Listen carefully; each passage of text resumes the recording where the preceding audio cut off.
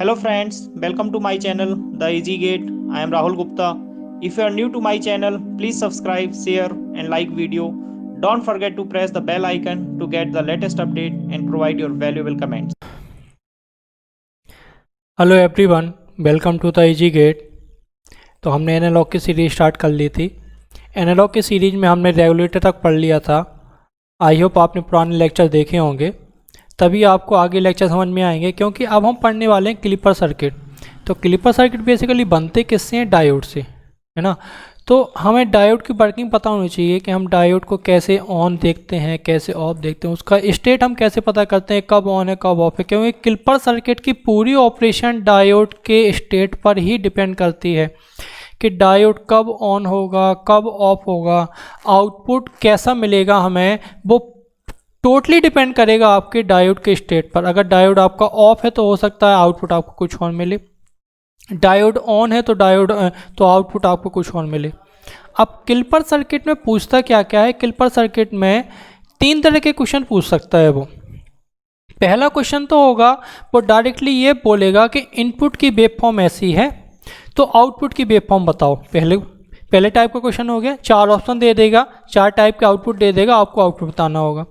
दूसरा क्वेश्चन है, वो पूछेगा ट्रांसफर कैरेक्टरिस्टिक क्या होगी। ट्रांसफर कैरेक्टरिस्टिक का मतलब होता है the plot between input and output. जब भी आपका ट्रांस वर्ड यूज हो जाए, ट्रांस का मतलब है the relationship between input and output. तो ट्रांसफर कैरेक्टरिस्टिक अगर पूछता है that mean the plot between input and output. Input की किस किस वैल्यू के लिए आउटपुट हमें क्या क्या मिल रहा है, इनपुट से कैसे रिलेट है। अगर इनपुट से रिलेट है तब तो आपकी कोई स्ट्रेट लाइन आएगी, अगर वो कांस्टेंट है तो एक कांस्टेंट लाइन आएगी। ठीक।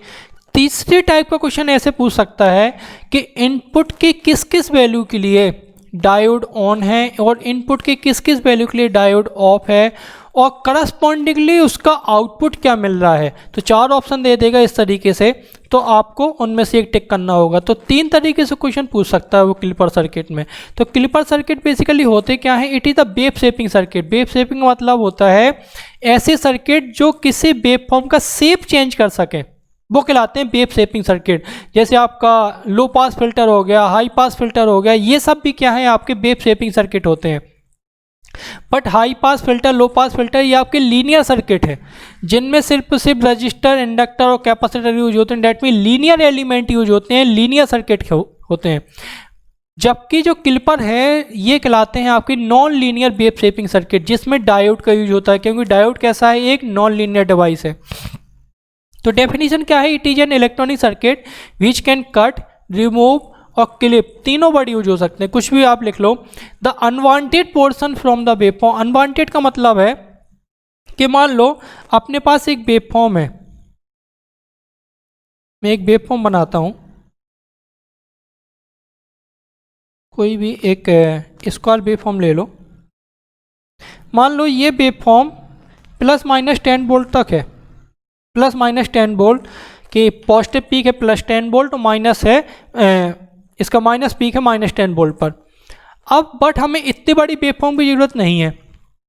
अगर मान लो सर्किट में कुछ ऐसा है कि अगर 10 वोल्ट दे दोगे तो उस सर्किट की जो आपकी डिवाइस लगी हुई है वो डैमेज ही कर जाएगी, हमें 10 वोल्ट की ज़रूरत ही नहीं है। बट अपने पास इनपुट ही इतना है, इनपुट ही 10 वोल्ट है, हम कुछ नहीं कर सकते, तो हम क्या करेंगे? हम एक क्लिपर सर्किट लगा देंगे। तो क्लिपर सर्किट क्या करेगा?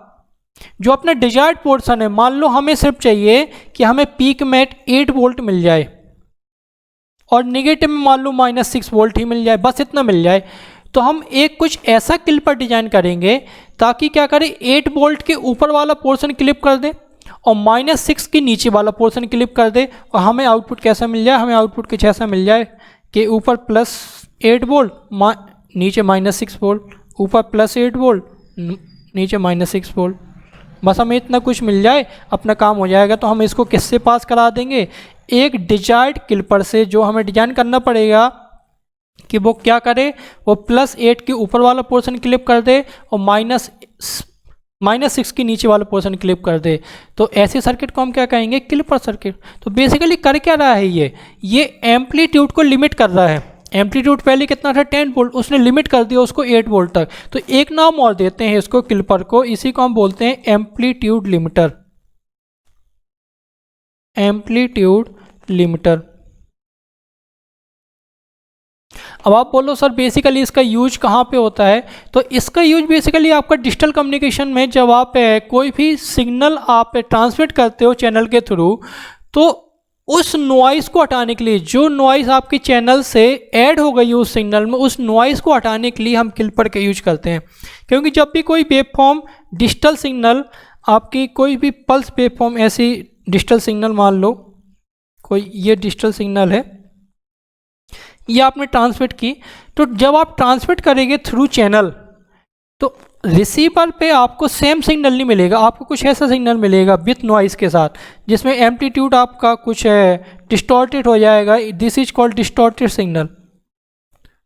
तो हम क्या करेंगे, हम इतना पार्ट कट कर देंगे, हम इतना पार्ट कट कर देंगे बाय क्लिपर सर्किट, हम इतना पार्ट कट कर देंगे, ये वाला पार्ट। तो इससे होगा क्या कि नॉइस आपकी एलिमिनेट हो जाएगी। हाँ, हालांकि इसका एम्पलीट्यूड कम हो जाएगा, वो तो हम एम्पलीफायर लगा के इसको एम्पलीफाई कर देंगे, एम्पलीफायर लगे होते हैं आपके कम्युनिकेशन में, बट हमें नॉइस को एलिमिनेट करना है। तो नॉइस हमने किससे एलिमिनेट कर ली, क्लिपर सर्किट के थ्रू। तो अगर मैं इसको क्लिपर से पास करा दूंगा तो हमें एक अनडिस्टॉर्टेड वेवफॉर्म मिल जाएगी लाइक दिस, अनडिस्टॉर्टेड वेवफॉर्म मिल जाएगी लाइक दिस। तो आपको क्लिपर समझ में आ रहा होगा क्लिपर सर्किट अपने बनते क्यों हैं, हम इसका यूज कहाँ पे करते हैं। तो बेसिकली अनवांटेड पोर्शन को हटाने के लिए हम क्लिपर के यूज करते हैं। अब क्लिपर बनते कैसे, बेसिक क्लिपर की बात करूँ अगर मैं, तो बेसिक क्लिपर है, ये आपका बेसिक क्लिपर है जो किससे बना हुआ है, जो डायोड से बना हुआ है, और इसमें रजिस्टर लगा हुआ है और बीआर लगा हुआ है। अब बीआर है क्या, VR is called reference voltage, कि आपको किस रेफरेंस से कट करना है। जैसे अभी मैंने आपको बताया कि आपको +8 के ऊपर क्लिप करना है और -6 के नीचे आपको क्लिप करना है, तो आपको बताना पड़ेगा उसको कि किस रेफरेंस से आपको क्लिप करना है। ठीक, तो बीआर क्या हो गया, आपका रेफरेंस वोल्टेज। अब देखो क्लिपर पॉजिटिव पीक को भी रिमूव कर सकता है और नेगेटिव पीक को भी रिमूव कर सकता है। इसका मतलब क्लिपर आपके दो टाइप के हो जाएंगे, पॉजिटिव क्लिपर और नेगेटिव क्लिपर। पॉजिटिव क्लिपर क्या होंगे, जो पॉजिटिव पीक को क्लिप कर रहे हैं वो हो जाएंगे आपके पॉजिटिव क्लिपर, और जो नेगेटिव पीक को क्लिप कर रहे हैं वो हो जाएंगे आपके नेगेटिव क्लिपर। अब देखते हैं ये कौन सा क्लिपर है, ये बेसिकली पॉजिटिव क्लिपर है, बट देखते हैं कैसे है। और इसमें हम तीनों चीज़ें देखेंगे, वो बहुत बेसिक से देखने वाले हैं, क्योंकि क्लिपर के बहुत अच्छे क्वेश्चन आते हैं। अगर मैं बात करूं इलेक्ट्रिकल ब्रांच में, तो इलेक्ट्रिकल ब्रांच में बहुत अच्छे क्वेश्चन आते हैं क्लिपर के, हर साल अच्छे लेवल का क्वेश्चन आता है। ये तो बहुत सिंपल लेवल है जो मैंने अभी सर्किट बनाया हुआ है, इसमें सिर्फ एक डायोड लगा हुआ है, एक रेफरेंस वोल्टेज है और BI है, और BI मान लेते हैं एक साइनसोइडल सिग्नल है, BI = BM sin ωt, एक सिंपल साइनसोइडल सिग्नल है। तो आपके बहुत ही अच्छे कॉम्प्लेक्स लेवल के भी क्वेश्चन आते हैं जिसमें आपके 2 से 2 डायोड या फिर 2 से ज़्यादा डायोड लगे होंगे, वहाँ पे आपको पता करना पड़ेगा कि आपका आउटपुट क्या होगा। देखेंगे इस तरह के क्वेश्चन हम सॉल्व कैसे करते हैं। अब जो आउटपुट है वो मेनली डिपेंड कर रहा है डायोड की ऑपरेशन पर, कि डायोड के स्टेट कैसा है, ऑन है ऑफ है। अभी हम मान के चल रहे हैं कि डायोड इज आइडियल। सबसे पहला अजम्पशन तो यही है कि डायोड इज आइडियल,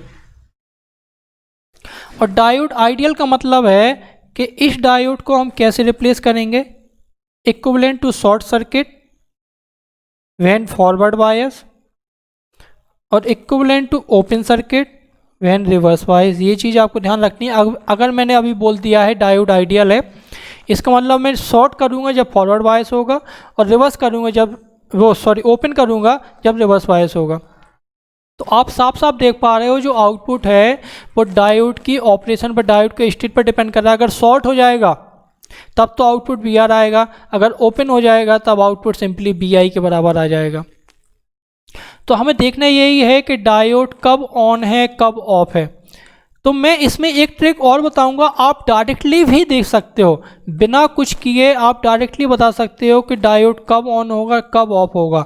तो अभी तो सिंपल अपन एनालिसिस पे चलते हैं कि हम डायोड को कैसे देखेंगे। एनालिसिस अगर आपको आता है तो अगर आप कभी ऑब्जर्व नहीं कर पाए, डायरेक्टली शॉर्ट ट्रिक अगर नहीं लगा पाए, तो आप उसमें उसका पूरा एनालिसिस भी कर सकते हो। तो देखते हैं एनालिसिस कैसे होगा।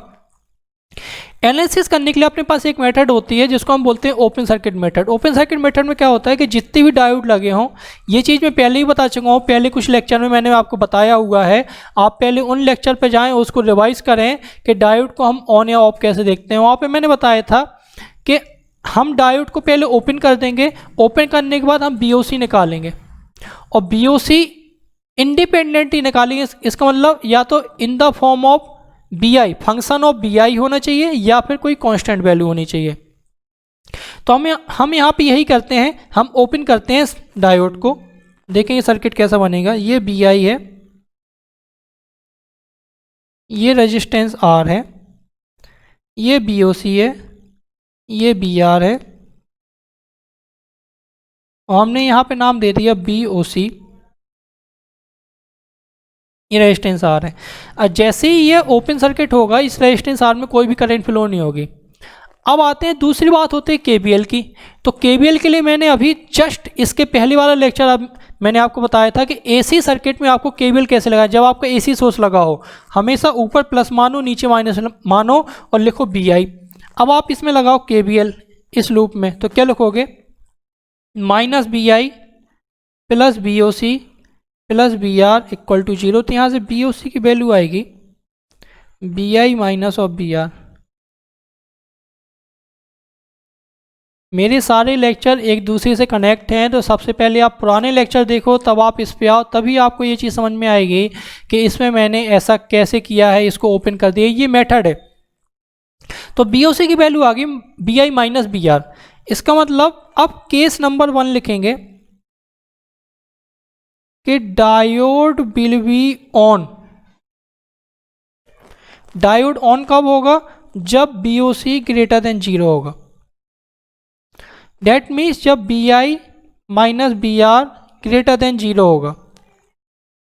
इसका मतलब जब BI ग्रेटर देन BR होगा तो डायोड ऑन हो जाएगा। अपने पास कंडीशन आ गई, अपने पास कंडीशन यही आ गई कि जब BI ग्रेटर देन BR होगा तो डायोड ऑन हो जाएगा, जब BI लेस देन BR होगा तो डायोड ऑफ हो जाएगा। जब ऑन होगा तो सर्किट कैसा बनेगा, जब ऑन होगा तो मैं इसको शॉर्ट कर दूंगा ना, तो ये हो गया BI, ये R, इसको मैं शॉर्ट कर दूंगा और यहाँ पे BR लगा हुआ था, ये B0 है, ये BR है, ये R है। अब आप साफ साफ देख पा रहे हो B0 इक्वल टू क्या है, BR। तो अपने पास पहला रिजल्ट आ गया कि डायोड ऑन होगा कब होगा, जब BI ग्रेटर देन BR होगा, और जब ऑन होगा तो आउटपुट कितना आएगा, B0 इक्वल टू BR होगा। केस नंबर 2, केस नंबर 2 कि डायोड विल बी ऑफ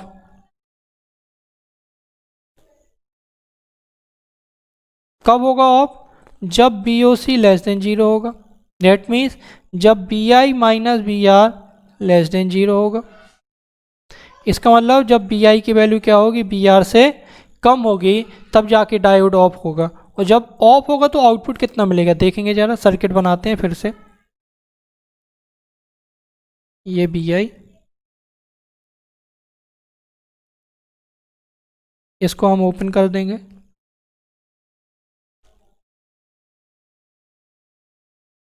ये B0, ये BR। अब जैसे मैंने ओपन कर दिया तो इस रेजिस्टेंस R में तो कोई ड्रॉप होगा नहीं, कोई करंट फ्लो होगी नहीं, तो B0 इक्वल टू क्या आ जाएगा, BI आ जाएगा, B0 इक्वल टू BI। अब मैं अगर इसकी आउटपुट वेवफॉर्म बनाऊँ तो देखो कैसे बनेंगे। आउटपुट वेवफॉर्म को ध्यान से देखेंगे, मैं 2 पेन से बनाऊंगा, इनपुट को ब्लैक पेन से बनाऊंगा, आउटपुट को रेड पेन से बनाऊंगा, और उसी के ऊपर ओवरलैप करूंगा मैं। तो मान लेते हैं इनपुट अपना साइनसॉइडल था, कुछ ऐसी वेवफॉर्म थी, एक साइकिल और बना देते हैं, कुछ ऐसी वेवफॉर्म थी, दिस इज अवर BI। हमने जो रेफरेंस वोल्टेज लिया है वो पॉजिटिव लिया है, तो रेफरेंस वोल्टेज यहाँ पे ले लेते हैं, रेफरेंस वोल्टेज पॉजिटिव है अभी, तो रेफरेंस वोल्टेज BR यहाँ है। अब देखेंगे, अब वो क्या कह रहा है, अपना जो ऑब्जर्वेशन है वो मैं यहाँ पे लिख देता हूँ। जो अपना ऑब्जर्वेशन है वो कुछ ऐसा है कि B I greater than B R है तब V not equal to B R है, और जब B I less than B R है तब V not equal to B I है। B not equal to B I का मतलब है कि आउटपुट इनपुट को फॉलो करेगा, जैसा जैसा इनपुट होगा वैसी वैसी आउटपुट होगा। तो देखेंगे V I greater than B R वाला पोर्शन कौन सा है, देखो जहाँ पे मैं ये लेजर चला रहा हूँ ये है V I greater than B R वाला, और V I less than B R वाला पोर्शन कौन सा है, जो मैं यहाँ पे लेजर चला रहा हूँ नीचे, ये पोर्शन है V I less than B R वाला, नीचे वाला पोर्शन। इसके ऊपर चले जाओगे V R greater than B R वाला हो जाएगा। तो आउटपुट देखो वेवफॉर्म कैसे बनाएंगे, जब B I greater than B R है तब आउटपुट है कितना, बी आर के बराबर। इसका मतलब इस पोर्शन में V not equal to B R मिलेगा, ऐसा V not equal to B R मिलेगा। और जब इसके नीचे होगा तो V not equal to B I, इसका मतलब जैसा जैसा इनपुट होगा वैसी वैसी हमें आउटपुट मिलेगा। बना तो जैसा इनपुट है वैसी आउटपुट मिलेगा। तो जो मैंने रेड पेन से बनाया है ये क्या है, अपना आउटपुट है। तो अगर आप आउटपुट में ऑब्जर्व करो तो आउटपुट में आपको रेफरेंस वोल्टेज के ऊपर वाला पोर्शन क्लिप हो गया, हट गया। आपको जो पीक मिली है वो पीक कितनी मिली है, बी आर के बराबर। तो वो ये भी पूछ सकता है इसका पीक कितना होगा, पॉजिटिव पीक कितना होगा, तो आप पॉजिटिव पीक होगा बी आर के बराबर। तो इसको हम क्या बोलेंगे, this is the positive clipper. और क्या बोलेंगे, इसको हम बोल सकते हैं क्लिपिंग अबव रेफरेंस। क्या बोलेंगे, क्लिपिंग अबव रेफरेंस, कि रेफरेंस के ऊपर वाला पोर्शन क्लिप हो गया, इसलिए हम इसको क्या बोलेंगे, क्लिपिंग अबव रेफरेंस। चलो ये तो सिंपल सी बात हो गई। अब हम थोड़ा सा इसमें ऑब्जर्व करते हैं एक पॉइंट, ऑब्जर्व करते हैं एक पॉइंट। क्या ऑब्जर्व करेंगे, अगर आप इस सर्किट को फिर से देखो तो इस सर्किट में अगर मैं इस नोड को ए नोड दे दूं, ए नोड दे दूं, ठीक, और इस पॉइंट को मैं बी दे दूं, और नीचे तो ग्राउंड है ही, आपको पता होता है नीचे ग्राउंड है। तो अगर आप बी पॉइंट का वोल्टेज बोल तो बी पॉइंट का वोल्टेज हो जाएगा प्लस बी आर। तो जो इसका एन टर्मिनल है, एन टर्मिनल किससे कनेक्ट है, एन टर्मिनल कनेक्ट है आपका प्लस बी आर से। तो इस डायोड को आप ऑन कब बोलोगे, जब पी साइड का पोटेंशियल एन साइड से ज़्यादा हो। इसका मतलब ए नोड का वोल्टेज बी आर से ज़्यादा होगा तब जाके डायोड ऑन होगा। अगर ए नोड का वोल्टेज, अगर पी साइड का पोटेंशियल एन साइड से, इसका मतलब ए नोड का वोल्टेज बी आर से कम होगा तो डायोड ऑफ हो जाएगा। तो अगर मैं बोलूँ यहाँ पे डायोड ऑन कब होगा, तो ऑन होगा, देखो मैं सिंपल लिख रहा हूँ यहाँ पे कि अगर V A greater than B R होगा तो डायोड ऑन हो जाएगा, और V A less than B R होगा तो डायोड ऑफ हो जाएगा। और जब मैंने अभी ऊपर ऑब्जर्व किया है तो ऊपर ऑब्जर्व करने के बाद हमें कंडीशन कुछ ऐसी मिली थी, अगर V I greater than B R है तो डायोड ऑन है, और V I less than B R है तो डायोड ऑफ है। यस, अगर आप इन दोनों को ऑब्जर्व करो, इसको और इसको, ये दोनों केस तो सेम हो गए। इसका मतलब बी आई और बी ए पॉइंट सेम है, इनपुट और बी ए पॉइंट सेम है। इसका मतलब रेजिस्टेंस आर पे यहाँ पे कोई इफेक्ट नहीं हो रहा है। क्यों नहीं हो रहा है, कि क्योंकि जब मैंने डायोड को ओपन किया था तो रेजिस्टेंस आर में कोई भी करंट फ्लो नहीं हो रही थी। तो इस तरह के केस में जब करंट फ्लो नहीं हो रही है तो इस तरह के केस में रेजिस्टेंस आर की वैल्यू दे और ना दे कोई फर्क नहीं पड़ेगा, अपने आंसर सेम आएंगे, क्योंकि अपने पास कंडीशन सेम आ रही है। आप डायरेक्टली इस रेफरेंस वोल्टेज को देखकर बोल सकते हो कि डायोड ऑन कब होगा, ऑफ कब होगा। आप डायरेक्टली बोल सकते हो रेफरेंस वोल्टेज को देख के। कब, जब आप डायोड ओपन करो और इस रेजिस्टेंस में कोई भी करंट फ्लो ना हो तब। तो आप जैसे कोई क्वेश्चन आए, आप डायोड को ओपन करो और इस रेजिस्टेंस आर में करंट देखो, अगर रेजिस्टेंस आर में कोई करंट नहीं है तो आप डायरेक्टली रेफरेंस वोल्टेज को देखकर बोल सकते हो कि डायोड ऑन कब होगा और ऑफ कब होगा। और ऑन होगा तो शॉर्ट कर दो, आउटपुट निकाल दो, ऑफ होगा तो ओपन कर दो, आउटपुट निकाल दो। ये हो गई आपकी शॉर्ट ट्रिक, ठीक। बट अगर मान लो आपको यहाँ पर भी एक रेजिस्टेंस लगा होता, लोड रेजिस्टेंस आर एल, यहाँ पर भी एक लोड रेजिस्टेंस आर एल लगा होता, अब क्या होगा। अब आपकी ये सारी कंडीशन वैलिड नहीं होगी। ये जो आपने कंडीशन लिखी हुई हैं ये सारी की सारी कंडीशन आपकी गलत हो जाएंगी। क्यों, ऐसा मैं क्यों बोल रहा हूँ? क्योंकि जब आप डायोड को ओपन करोगे तो इस रेजिस्टेंस आर में भी करंट फ्लो होगी। क्यों? क्योंकि अब इसको क्लोज पाथ मिल जाएगा। जब डायोड ऑफ होगा तब भी यहाँ पे इस डायरेक्शन में करंट फ्लो होगी। इसका मतलब रेजिस्टेंस आर में भी वोल्टेज ड्रॉप होगा। तो जब आप बीओसी कैलकुलेट करोगे तो आपको रेजिस्टेंस आर का वोल्टेज ड्रॉप भी कंसीडर करना पड़ेगा। इसका मतलब जो बीओसी है उसमें आर का ड्रॉप भी आएगा। तो वहाँ पे आप आर के वोल्टेज ड्रॉप को नेग्लेक्ट नहीं कर सकते हो, वहाँ पे आपको कंसीडर करना ही पड़ेगा। तब आपकी ये सारी कंडीशन क्या हो जाएंगी? इनवैलिड हो जाएंगी। आपको अलग तरीके से कंडीशन निकालनी पड़ेंगी जो आप कैलकुलेट कर सकते हो। तो ये सारी छोटी छोटी चीज़ें हैं जहाँ पे आपको ध्यान देना है कि कहाँ पे आपको रेजिस्टेंस आर का वोल्टेज ड्रॉप कंसीडर करना है, कहाँ पे नहीं करना है। ऐसे क्वेश्चन में अगर आर एल लगा होगा तो उसे रेजिस्टेंस आर और आर एल की वैल्यू देनी ही पड़ेगी। उनकी वैल्यू के बिना आप क्वेश्चन सॉल्व नहीं कर पाओगे। उनकी वैल्यू वो जरूर दे देगा कि इनकी वैल्यू 1 किलो ओम या फिर कुछ और वैल्यू है, वहाँ से आप क्वेश्चन सॉल्व कर पाओगे। ये केस हुआ जब डायोड आइडियल था। अगर डायोड नॉन आइडियल होता, नॉन आइडियल का मतलब उसका कट इन वोल्टेज 0 नहीं होता, उसका कट इन वोल्टेज कुछ ना कुछ होता, तब आप कैसे करोगे? मान लो एक नॉन आइडियल डायोड है, एक नॉन आइडियल डायोड है, this is non ideal diode, जिसका कट इन वोल्टेज कितना है? नॉन जीरो है, मान लो बी गामा है। तब आप क्या करोगे?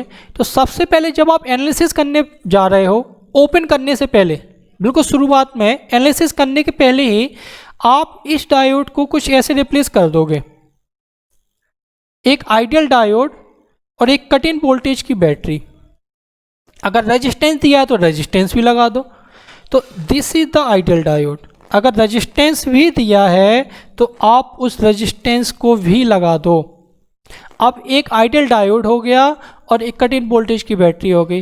अब आप क्या करोगे? अब तो आपका सिंपल सिर्फ रेफरेंस वोल्टेज चेंज हो जाएगा। इसका मतलब अगर मैं यहाँ पे चेंज करूँ तो एक आइडियल डायोड लग जाएगा, एक कट इन वोल्टेज की बैटरी लग जाएगी और एक आपका रेफरेंस वोल्टेज लगा ही हुआ है V R, this is reference voltage. तो आपका चेंज कहाँ पे आएगा? चेंज आएगा आपका रेफरेंस वोल्टेज पे।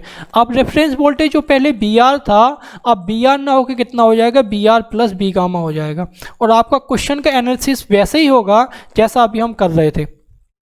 तो आई होप आपको ऐसा क्वेश्चन समझ में आया होगा कि आपको ऐसे क्वेश्चन करने कैसे हैं। मैं एक एग्जाम्पल लेता हूँ, एग्जाम्पल से आपको और समझ में आएगा। सेकेंड थिंग, यहाँ पे वो पूछेगा करेक्टरिस्टिक्स, वो भी ट्रांसफर करेक्टरिस्टिक, वो भी आपको ड्रॉ करनी पड़ेगी। वो देखो हम कैसे ड्रॉ करेंगे। Transfer characteristics means V I और बी आर के बीच, बी आई और बी नॉट के बीच का प्लॉट। तो यहाँ पर ले लेता हूँ मैं बी आई और यहाँ पर ले लेता हूँ मैं बी नॉट। जो बी आई की लिमिट थी वो कुछ ऐसी थी, माइनस बी एम से लेके और प्लस बी एम तक, ये हमने लिमिट थी। क्योंकि इनपुट कैसा है? साइनसोइडल सिग्नल है जिसकी पीक वैल्यू है प्लस माइनस बी एम। अगर उसने पीक वैल्यू नहीं दी है, उसने इनपुट बोला है, एक इनपुट है जो वेरी करता है माइनस इन्फिनिटी से लेके प्लस इन्फिनिटी तक, वो भी हो सकता है, कैसा भी आ सकता है आपका इनपुट, कुछ भी हो सकता है। अब देखो, सबसे पहले जो अपने पास आउटपुट है ऑब्जर्वेशन में वो लिख देता हूँ मैं, यहाँ पे लिखता हूँ। अपने पास ऑब्जर्वेशन ऐसा था, जब B I greater than B R है तब बी नॉट की वैल्यू थी बी आर के बराबर, और जब B I less than B R है तब आउटपुट था V not equal to B I के बराबर। तो आपको इसी को आपको ड्रॉ करना है कि V not equal to B R कैसे ड्रॉ होगा, V not equal to B I कैसे ड्रॉ होगा। तो जो बी आई है वो है एक्स एक्सेस और जो बी नॉट है वो है वाई एक्सेस। तो V not equal to B R क्या होगा? मतलब Y equal to constant, Y equal to 2 मान लो, कॉन्स्टेंट है। तो V not equal to B R एक कॉन्स्टेंट लाइन है, तो आपकी कैसे ड्रॉ होगी? एक कॉन्स्टेंट लाइन ड्रॉ होगी। बट कहाँ तक? जब तक V I greater than B R है। तो बी आर मान लेते हैं, बी आर कहीं यहाँ है, पॉजिटिव था बी आर, ये बी आर है। तो V I greater than B R वाला पोर्शन कौन सा हो जाएगा? V I greater than B R वाला पोर्शन हो जाएगा ये वाला पोर्शन। तो जब जब इनपुट इस रीजन में है तब तब output V not equal to B R है। सेकेंड, जब इनपुट इस रीजन में V I less than B R है, इस पोर्शन में है, तो V not equal to B I, V not equal to B I का मतलब है बाई इक्वल टू एक्स, और बाई इक्वल टू एक्स का मतलब क्या होता है, एक लीनियर लाइन की इक्वेशन है Y equal to M x plus सी, जिसमें एम की वैल्यू 1 हो गई और सी की वैल्यू 0 हो गई। तो अगर मैं इसको ड्रॉ करूंगा तो कुछ ऐसे ड्रॉ करूंगा, देखो यहां तक तो V not equal to B I है और इसके बाद V not equal to B R है, तो ये वैल्यू हो जाएगी आपकी V not equal to B R और इसकी इक्वेशन हो जाएगी V not equal to B I. ये कहलाएगी आपकी ट्रांसफर कैरेक्टरिस्टिक्स। या तो वो ट्रांसफर कैरेक्टरिस्टिक पूछ सकता है, या फिर आउटपुट वेवफॉर्म पूछ सकता है, या फिर ये जो मैंने लिखा है ये लाइन जो लिखी है, या फिर 4 ऑप्शन में कुछ इस तरह से वो ऑप्शन दे सकता है। इस तरह के ऑप्शन अगर उसने दे दिए तो आपको ऑप्शन टिक करना पड़ेगा, कब डायोड ऑन है और उसके करस्पॉन्डिंग आउटपुट क्या है, कब डायोड ऑफ है उसके करस्पॉन्डिंग आउटपुट क्या है। तो 3 तरीके के क्वेश्चन पूछ सकता है जो मैंने आपको बताया, और तीनों तरीके के क्वेश्चन मैंने यहाँ पे कवर किए हैं। एक क्वेश्चन ले लेते हैं, एक सिंपल से एग्जाम्पल ले लेते हैं, उससे क्लियर हो जाएगा कि आपको क्लिपर के क्वेश्चन सॉल्व कैसे करने हैं। देखेंगे क्वेश्चन है, in the circuits on diode has cut-in voltage 0.7 volt and input is sinusoidal signal with peak value 10 volt, plot output waveform and transfer characteristic। अब आप ऑब्जर्व करो कि इसमें डायोड आइडियल नहीं है, इसमें डायोड का कट इन वोल्टेज है 0.7। तो मैं क्या करूँगा, जब मैं इसका एनालिसिस करूँगा उसके पहले ही इस डायोड को एक आइडियल डायोड और इसकी कट इन वोल्टेज बैटरी से रिप्लेस करूँगा। देखो सर्किट कैसा बनेगा, सर्किट कुछ ऐसा बनेगा, ये बी आई,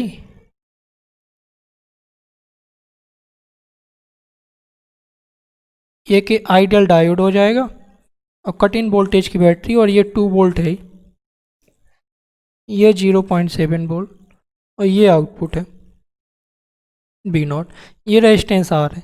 अब आप ऑब्जर्व करो कि अब एक्चुअल में आपका रेफरेंस वोल्टेज कितना हो गया, एक्चुअल में रेफरेंस वोल्टेज हो गया 2.7 वोल्ट, जो आपको दिख रहा था 2 वोल्ट, अब एक्चुअल रेफरेंस वोल्टेज हो गया 2.7 वोल्ट। यहाँ पर गलतियाँ बहुत होती हैं, अगर आपने इस डायोड को रिप्लेस नहीं किया तो आपको रेफरेंस वोल्टेज देखेगा 2 वोल्ट, जबकि अब रेफरेंस वोल्टेज है 2.7 वोल्ट। तो अब मुझे बताओ, अब क्या मुझे वो प्रोसीजर बार बार लगाना पड़ेगा, ओपन करके इसके बीओसी निकालूं। देखो जब मैं इसको ओपन कर रहा हूं तो इस रेजिस्टेंस आर में कोई भी करंट नहीं है, इस रेजिस्टेंस आर में कोई भी करंट नहीं है, तो क्या मैं डायरेक्टली नोड ए से कंपेयर नहीं कर सकता हूं। अब मैं डायरेक्टली क्या लिखूंगा कि अगर V I greater than 2.7 volt है तब डायोड ऑन है, तब डायोड ऑन है, और जब डायोड ऑन है तो बी नॉट इक्वल टू आएगा 2.7 वोल्ट। सेकेंड केस क्या हो जाएगा, जब B I less than 2.7 volt है तब डायोड ऑफ है। और अगर आप करना चाहते हो तो ये आपके लिए असाइनमेंट हो जाएगा कि आप इसको चेक करो, आप इसको डायोड को ओपन करो, ओपन करने के बाद बीओसी निकालो, और बीओसी निकालने के बाद आप कंडीशन निकालो कि जब बीओसी ग्रेटर देन 0 होगा तब डायोड ऑन होगा, और जब बीओसी लेस देन 0 होगा तब डायोड जाके ऑफ होगा। तो आप निकालोगे तो आपके पास कंडीशन यही आएगी, और आउटपुट कितना हो जाएगा, output V not equal to B I हो जाएगा। तो अगर मैं यहाँ पे आउटपुट वेवफॉर्म और टीसी बनाऊंगा, टीसी मीन ट्रांसफर कैरेक्टरिस्टिक बनाऊंगा, तो कुछ ऐसी बनेगी, जो इनपुट है उसकी पीक वैल्यू कुछ ऐसी है, ये 10 वोल्ट है और ये -10 वोल्ट है। रेफरेंस वोल्टेज अब 2 ना होके कितना हमें दिख रहा है, 2.7 वोल्ट, 2.7 वोल्ट। तो मैं अगर आउटपुट बनाऊंगा तो कैसा बनेगा, इसके ऊपर 2.7 वोल्ट और इसके नीचे V not equal to B I, like this, V not equal to B I. आपको ये चीज़ समझ में आनी चाहिए अब कि आपका आउटपुट कैसा बने। अगर मैं टीसी बनाऊंगा तो टीसी कैसे बनेगी, टीसी बड़ी सिंपल है,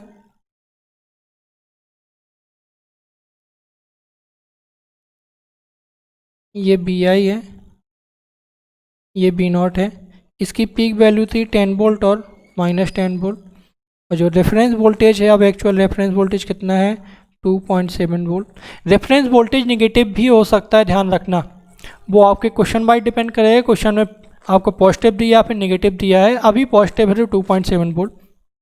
अपने पास कंडीशन है कि B I greater than 2.7 volt, तब बी नॉट इक्वल टू है 2.7 वोल्ट। और जब बी आई लेस देन 2.7, मैं यहाँ पे लिख देता हूँ फिर से कंडीशन, कि जब B I greater than 2.7 volt है तब बी नॉट इक्वल टू है 2.7 वोल्ट। और जब B I less than 2.7 volt है तब बी नॉट इक्वल टू है बी आई। तो मैं वैसे ही बना देता हूँ कि यहाँ से लेके यहाँ तक V not equal to B I है,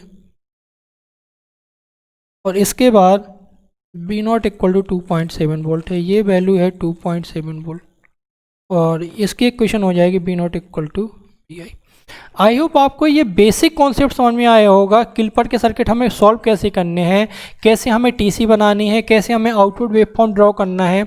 इस तरह के क्वेश्चन हर साल आते हैं, और स्पेशली इलेक्ट्रिकल ब्रांच में अच्छे लेवल के क्वेश्चन आते हैं, तो बी प्रिपेयर फॉर दिस।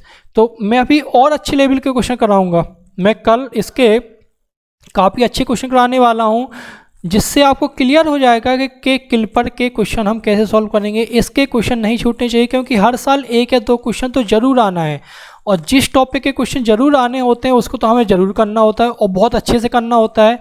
तो इसके क्वेश्चन एक भी ना छूटें, तो इसके लिए मैं बहुत अच्छे क्वेश्चन कराऊंगा अभी। तो नेक्स्ट क्लास में हम करेंगे इसके और ढेर सारे क्वेश्चन। तो if you really like my video, please like, share and subscribe, and please अपने फ्रेंड्स को फॉरवर्ड करो, शेयर करो कि यहाँ पे एनालॉग चल रही है, वो भी फ्री ऑफ कॉस्ट है। आप ये सब्जेक्ट कर सकते हो, बहुत ही अच्छा सब्जेक्ट है इलेक्ट्रिकल इलेक्ट्रॉनिक्स के लिए, बहुत ही मेन सब्जेक्ट है, आपका कोर सब्जेक्ट है। इससे काफ़ी अच्छा वेटेज है गेट में, हर एग्जाम में वेटेज है इसका। तो प्लीज़ बी प्रिपेयर। तो पढ़ते हैं अगली क्लास से। Thank you.